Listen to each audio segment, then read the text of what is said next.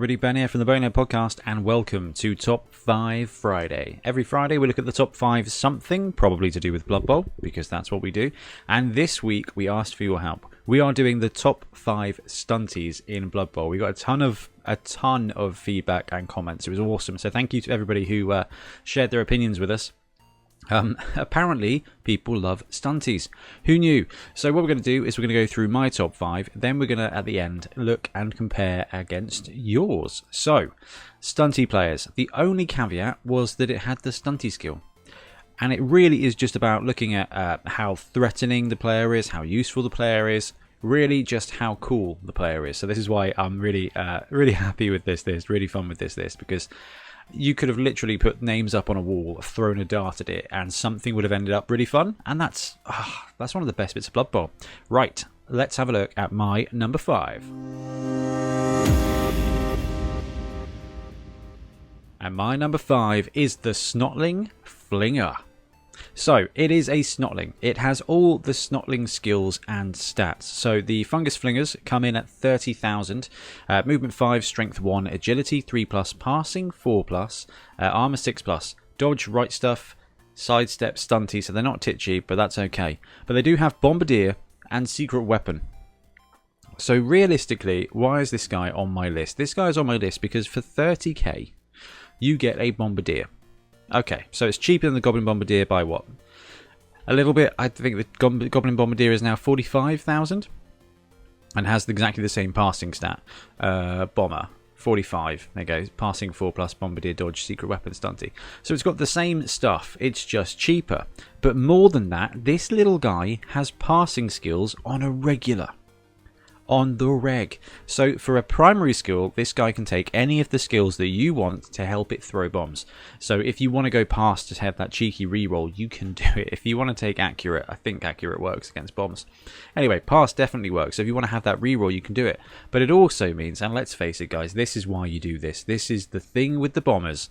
And that thing with the bombers is Hail Mary pass. So this guy for a for a regular skill up will get Hail Mary pass, and you'll end up with a cheap Snotling that just sits in your end zone and bombs things the entire game. You can only use one bomb a turn, and that's absolutely fine because that's all you really should be doing. It was quite fun in the olden days where you could throw many in one turn, but this day is just one. That's fine because it's just an artillery piece. And the reason this works so well on the Snotling team is because they have swarming as well, so their linemen kind of make up for it. Historically, if you had a bomber kind of in your end zone throwing bombs down, that meant you were only kind of playing with 10 players on the pitch. Not the case here. You get D3 extra players when you have Snotlings, so you're playing with 12, 13, 14 players. So if you've got one bomber with Bombardier just hunkering down at the back and just throwing scatter bombs down the pitch, you've still got 11, 12 players in the brawl, which is fantastic. And 30k is an absolute bargain. The Snotling positionals are awesome fun. And this guy is just an absolute bargain. And at number 4, I have got the Goblin Bruiser. So the Goblin Bruiser is 45,000, movement 6, strength 2, agility 3+, passing 4+, armor 8+, which is pretty hench for a stunty, dodge, right stuff, stunty, and thick skull. So for 5k more, you get a Goblin that comes with thick skull. I've seen the maths on this, and it's pretty chunky. I can't remember what it is. Probably should have prepared that. But thick skull makes a huge amount of difference when you are a stunty. It really does. I played a bunch of games with the Black Orcs, and these goblins they're basically just Skaven now. Okay, they get damaged a little bit easier with that cheeky roll of a 9, but they're not getting knocked out any easier. So they just feel like Skaven linemen, but they have the advantage of that stunty skill. So I love the Bruiser lineman. There's several reasons. The thick skull's sweet. Movement 6, 3+ agility with stunty means that they are going almost anywhere they want, and they come with dodge. So yes, they're strength 2, so your opponent is always getting 2 die blocks, but when you've got dodge, that's not necessarily an advantage. Think about it. 1 dice, you get POW and POW star. 2 dice, you get POW and POW. So it kind of breaks even. It kind of protects you. There's also one skill closer to blodge. But these guys having 3+ stunty dodge just means they can move around wherever they need to. It is risky, and nothing fails harder than a 3+ with a reroll. Just ask anybody with sure hands. So in that regard, they are just incredible utility. 6 squares of movement is often actually 6 squares of movement, not 2 backwards, 2 around, and that's just cool. The second cool thing is that these guys get all the skills on secondary. All of them. General, passing, and strength. Which means if you want to go for block, you can save up and go for block. If you want to create a Goblin Bruiser quarterback, if you want to save up and take pass, take accurate, take on the ball, you can do it. And because they've got thick skull, they're going to be on the pitch to gain a lot of benefit from it. Now, they are armor 8+ and they are stunty, so they will be damaged, but it's not going to be more seriously damaged, literally, than a Skaven lineman. I know. Or a gutter runner. So, basically, I love the Bruiser lineman. It is a real utility piece. It can be in a brawl, but you've got 6 Black Orcs and a Troll on your team to do that. The Bruiser is the ball carrier and the cheeky runaround fouler, and this player is just so malleable.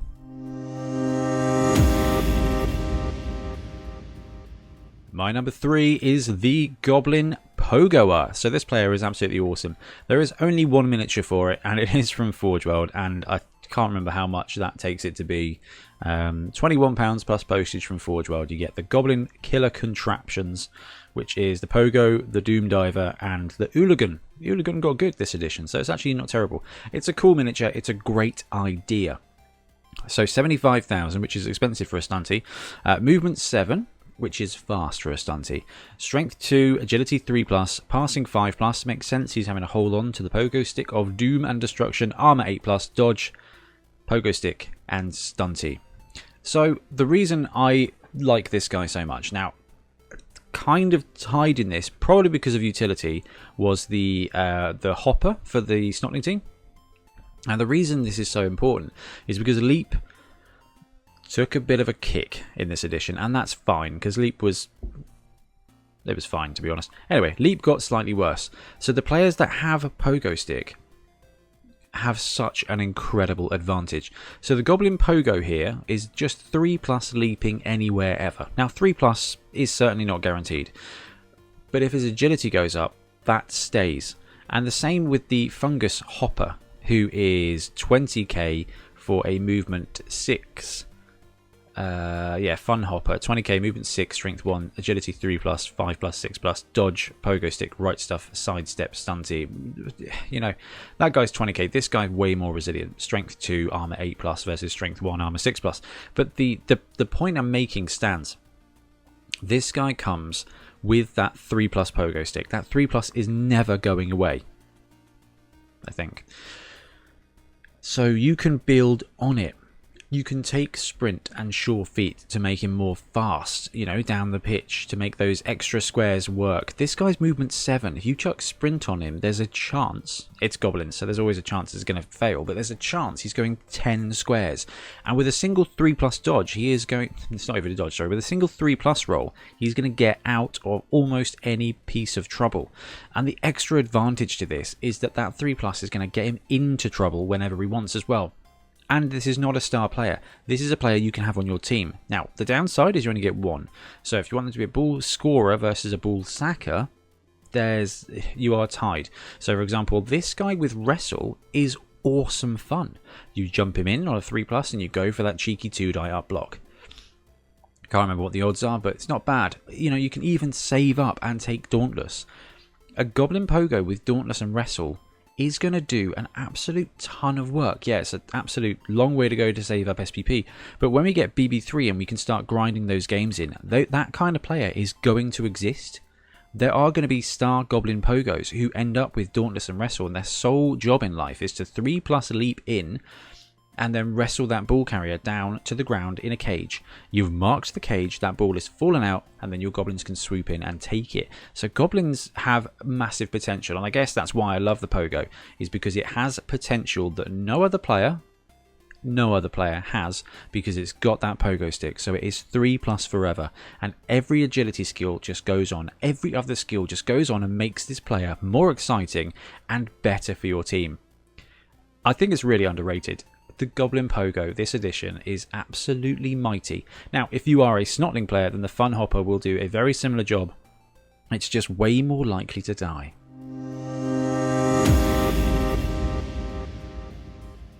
My number 2 is the Mutated Goblin. So, I have bundled Renegade Goblin and Underworld Goblin together because I think that the majority of what they do is the same.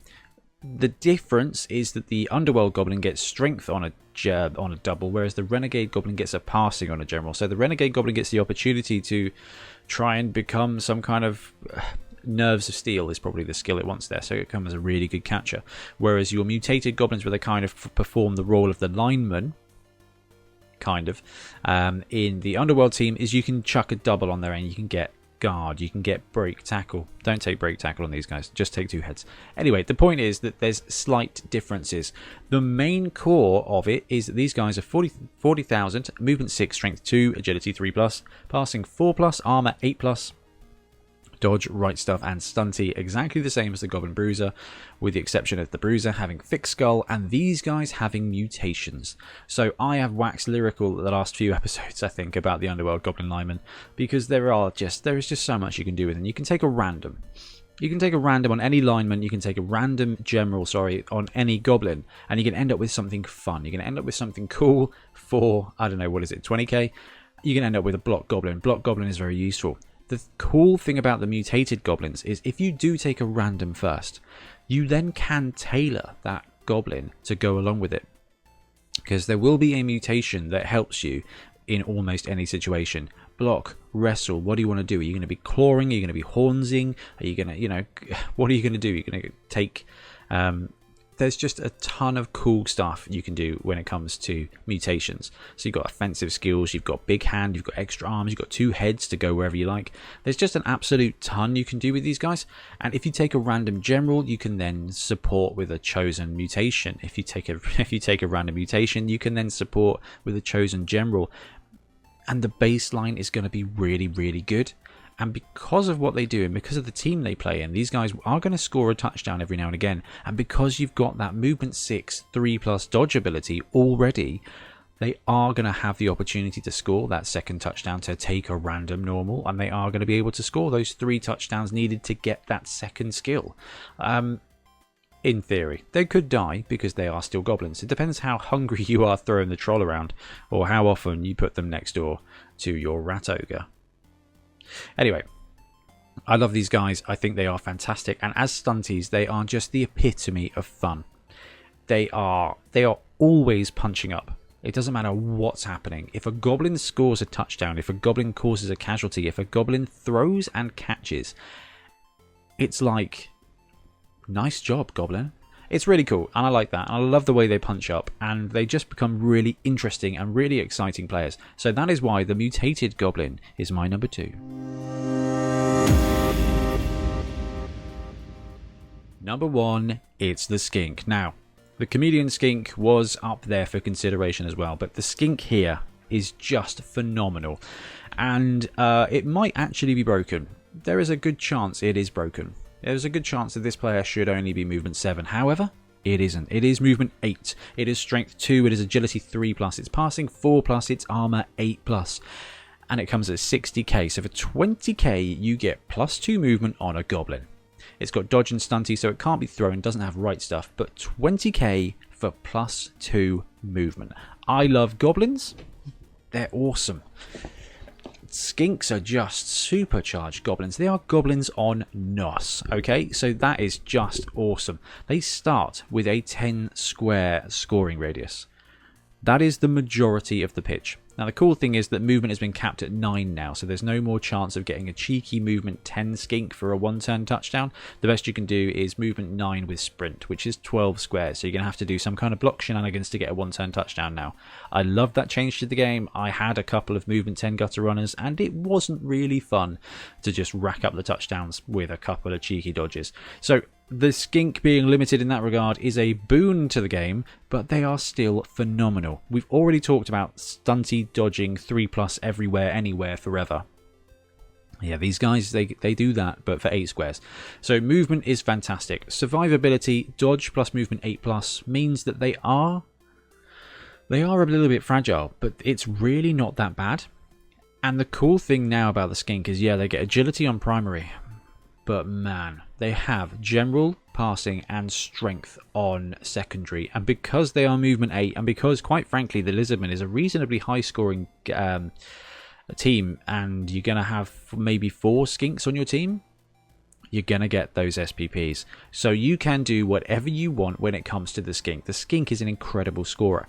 There are a few skills that just make it absolutely awesome. You know, break tackle means that once per turn this guy is dodging on a 2+. So if you want a skink that is going to be able to bust out of basically any situation, cheeky break tackle is going to mean he's just 2+ dodging out of somewhere ever. You can even go leap and go for the risky 3+. They've got enough movement to pull it off. And talking of pulling things off, because they've got that 3+ dodge, 3+ stunty dodge, and because they have got the movement of 8 squares, they make quite effective kind of missiles as well. They don't have the capacity of the Underworld Goblin. They cannot get horns, but they can get Dauntless, and they can get Wrestle. And there are some skinks called Red-Crested Skinks in the secret teams. On the skink team, you get Croxagors, you get skinks, and you get Red-Crested Skinks. All Red-Crested Skinks are skinks that start with Dauntless. And man, they are awesome. So a Dauntless skink is a fantastic thing. And realistically, these guys have just got so much potential. Potentially too much potential. So anyway, for me, the skink is unfortunately the most powerful stunty out there. But I think every stunty player has fun. And every stunty player has potential. And whenever any stunty does anything good, you're going to feel really cool about it. Whether it's a Snotling scoring a touchdown or a Bomber going for a Hail Mary pass with the ball to be caught by your other stunties with diving catch, because agility, it's going to be absolutely sweet. So for me, Skink Runner, I can't not make it number 1. Let's move on and have a look at your top 5. Okay, so we did the same thing we did the other week. We put out posts everywhere and you guys told us what your top 5 was. Put it into the spreadsheet that calculates, you know, if you chose something once, it got 5 points, number 2 was 4 points, etc. And totaled it up. And we had an absolute ton of comments as well, which was awesome. So thank you so much for that. Really enjoying this. So without further ado, your top 5 stunties as voted by you guys. It was really close.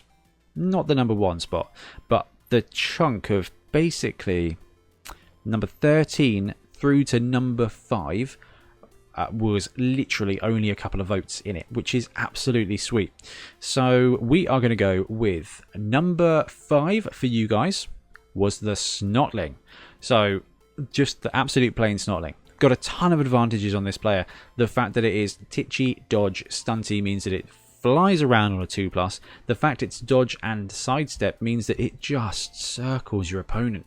And we talk about TVOP every now and again, team value on pitch, and a 15k Snotling forcing somebody to have to dodge away on a 3+ or whatever it is. That's a big risk, and value-wise, there's not a lot of players that are as cheap as the Snotling. In fact, it's just the Snotling or the Nobbler. So anything more than that, and you are netting value. And they have swarming, so that player was probably free anyway. So the Snotling for you guys was number 5. I love that pick. Number 4 for you guys was the Chameleon Skink. So I love the Chameleon Skink.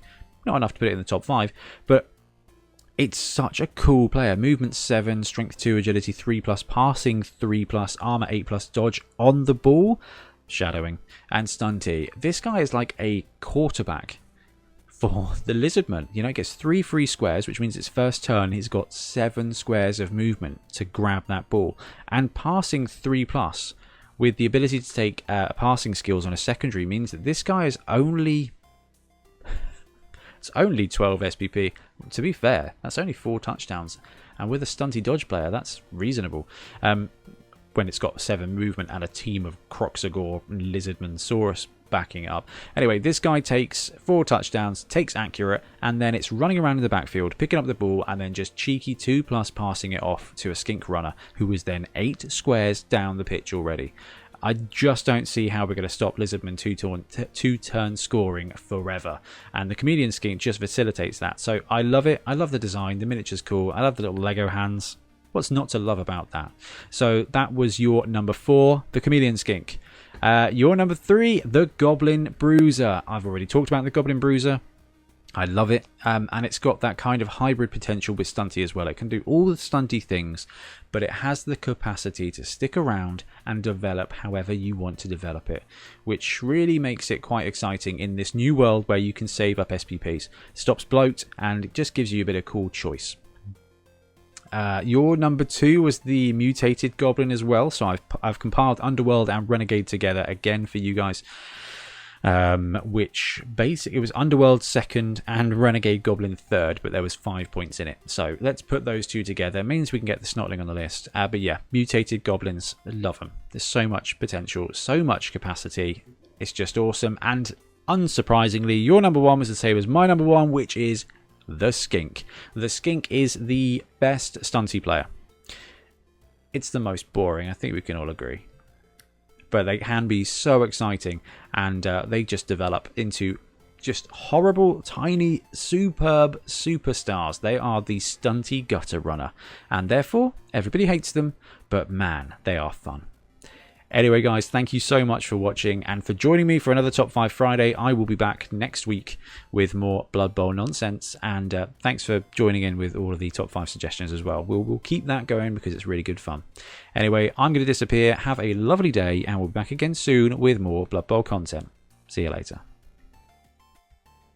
Thanks very much for watching. We really appreciate your support. If you want to support the show even further, please like and subscribe. It really helps us out. Or come and join us in our Patreon, link below, where you get early access to our content and monthly competitions. See you later.